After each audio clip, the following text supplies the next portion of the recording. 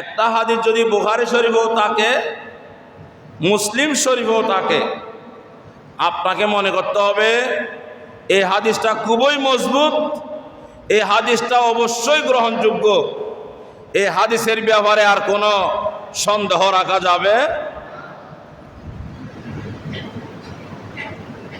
হাদিস শরীফটা বয়ান করেছেন হযরত আবু হুরায়রা রাদিয়াল্লাহু আনহু, প্রিয় নবীর সাহাবী। উনি বলছেন, ইন্নান নবিয়্যা সাল্লাল্লাহু আলাইহি ওয়াসাল্লামা ক্বাল, রাসূল পাক সাল্লাল্লাহু আলাইহি ওয়াসাল্লাম নূরানী জবানে ঘোষণা দিয়েছেন, ইন্নাল ঈমানা লা ইয়ারুজু ইলাল মাদিনা, ঈমান সারা দুনিয়া ঘুরে কিয়ামত পর্যন্ত এই বিশাল সময়ের মধ্যে পৃথিবীর আনাচে কানাচে ঈমান সম্প্রসারিত হবে। পৃথিবীর সব দেশে কোনায় কোনায় মানুষের কলবে কলবে ঈমান যাবে, তবে সেই ঈমানটা আবার আস্তে করে সেটা সংকুচিত হয়ে এই ঈমানটা আবার ফেরত আসবে। কোথায় আসবে? ইলাল মাদিনা, মদিনা শরীফে। কিরকম? আমার দয়াল নবী একটা উদাহরণ দিলেন, কামা তারুজুল হাইয়াতু ইলা জুহরিহা।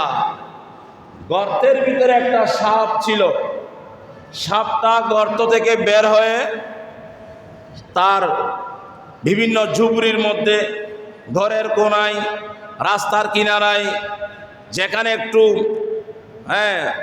বিভিন্ন রকমের খড়কুড়া আছে, একটু আঁধারি জায়গা আছে, সব দিকে সাপ বিচরণ করে।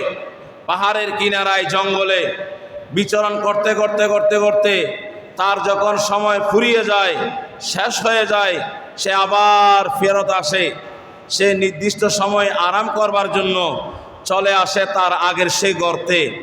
ওই গর্ত থেকে বের হয়ে সব দিকে ঘোরাফেরা করে আবার যেমন গর্তে চলে আসে। আমার দয়াল নবী বলেন, মদিনা শরীফ থেকে ঈমানটা সারা বিশ্বে ছড়িয়ে পড়ে, আবার সেই ঈমানটা এক সময় মদিনা শরীফ ফেরত আসবে। তাহলে বোঝা গেল মদিনা শরীফ কার বাড়ি? একসাথে বলি, জোরে বলি, মদিনা শরীফ কার বাড়ি? ঈমানের বাড়ি।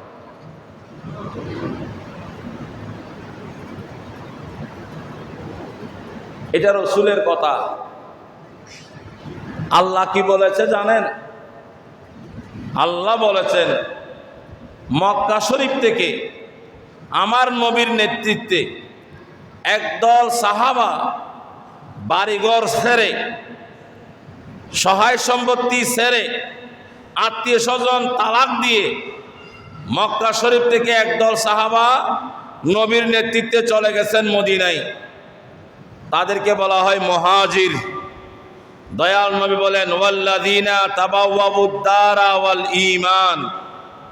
ও আমার পৃথিবীর সমস্ত বান্দারা, মনোযোগ দিয়ে শোনো, মক্কা শরীফ থেকে নবীর নেতৃত্বে যে সকল সাহাবায়ে কেরাম মক্কা ছেড়ে মদিনায় চলে গেছেন, আমি আল্লাহ ঘোষণা দিলাম তারা মদিনায় গিয়েছে তা নয়, প্রকৃতপক্ষে তারা ঈমানের বাড়িতে গিয়েছে।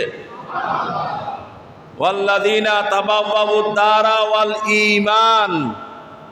ঈমান, আল্লাহ মদিনা শরীফের নাম দিয়েছে ঈমান। সুবহানাল্লাহ বলেন। এটা এই দেশের নাম বাংলাদেশ, পার্শ্ববর্তী দেশের নাম ভারত। এক একটা দেশের এক একটা নাম আছে না নাই? আমার আল্লাহ বলতেছেন মদিনার নাম হচ্ছে ঈমান। মদিনার নাম কি?